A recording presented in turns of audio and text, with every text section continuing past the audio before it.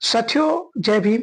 હું advocate PR Solanki આજ રોજ આપની સમક્ષ એક વાત મૂકવા માંગુ છું કે પાટણમાં જે જિલ્લામાં એક ચંદ્રમાણા ગામ છે ત્યાં ઘટના બની.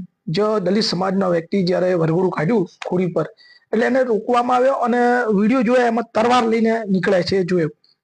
હવે દેખો, કોઈ વ્યક્તિનો વિરુદ્ધ થાય, સમાજનો ન થાય, પરંતુ જે જાતિવાદી જે માનસિકતા ધરાવશે એ લોકોને હું કહું છું કે ભાઈ, જો તમે લોકો રાતના મીટિંગ બોલાવી શકતા હો 3-3 વાગે, તો આ બધું કેમ નથી કહેતા?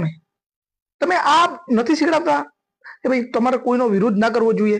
તરવાર લઈને, ભારતમાં બંધારણનું રાજ છે, લોકશાહી છે, તમારા ખુદની નથી. કોઈ પણ ઘોડી ઉપર બેસે કે ના બેસે તમારે ના જોવાનું હોય. શું ઘોડી તમારી માં બેન લાગે છે? જે લાગતી હોય તો કહો, તો આપણે ખરીદી લઈએ કાલે એને, બરોબર? અને સૌથી વધારે તો દલિતોએ ઉપાડો લીધો તો લોકસભાના ઇલેક્શન વખતે. મેં ના પાડ્યો હતો કે ભાઈ આ વ્યક્તિઓ જીતશે, એમનો પ્રતિનિધિ જીતશે એટલે આ લોકો વધારે ફાટશે, તમે આમને સપોર્ટ કરવાનું બંધ કરો. તમે જો એક ભાઈ એમની સમાજના જે ભાઈ આપણી દલિત સમાજની બેન છે, એમને આગળ લાવવા માટે પ્રયત્ન કરે છે અને એને એની સાથે જમણવાર કર્યો, એમાં બી કેવી કેવી કોમેન્ટો કરી હતી એ લોકોએ. તો આ લોકોને આપણે સપોર્ટ ના કરવો જોઈએ. એમને તમે માથે બેસાડ્યા અને કોંગ્રેસ કરી અને એમને મોકલી દીધા ત્યાં. એટલે ભાઈ સુધરો, તમે તમારું સાચવો. તમને કોઈ દિવસ આ લોકો નહીં સ્વીકારે, કોઈ પણ હોય તમારે આ લોકો નહીં સ્વીકારે. તમને જાતિવાદી આ લોકો તમને આગળ નહીં આવવા દે. તમારું જે ફ્યુચર છે એમાં એમને આગ લાગી ગઈ. જાતિવાદી લોકો છે, એમને ફ્યુચર જે છે બગાડવા બેઠા છે. તમારા ફ્યુચરમાં સારું થાય એમને ગમતું નથી.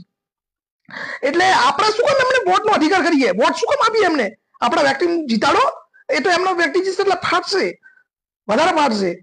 તમે જોજો. એટલે હવે એના કરતા તો જે સામે હરીફ ઉમેદવાર હતો એ સમાજના લોકો કોઈ દિવસ વરઘોડું રોકતા નથી, એમને વોટ આપવો જોઈતો હતો.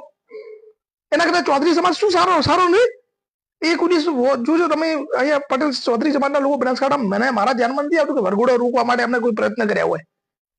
જે સત્ય કડવું લાગે છે ભલે, પરંતુ એવા લોકોને જીતાડીએ એટલે એ લોકો ફાટે, ગાવ બોલે, દારૂ પીઓ અને તરવાનું લઈને નીકળવાનું.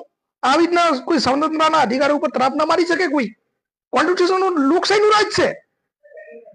એટલે આ વ્યક્તિઓ જે જાતિવાદી માનસિકતા ધરાવે છે એમના ઉપર કાયદેસરની કાર્યવાહી ચાલુ થઈ ગઈ છે અને થશે. એ તો કાયદાનું રાજ છે, કોઈ એના બાપનું રાજ નથી. તે તરવાર લઈને નીકળી જવું ના આવું. એટલે હું કહું છું કે તમારે એક જ વસ્તુ યાદ રાખવાની, ચૂંટણી સમયે દારૂ પોટલી ચવાણું વિચાર્યા વગર અમને જડબાતોડ જવાબ આપવો પડશે. જય ભીમ, જય ભારત, જય સંવિધાન.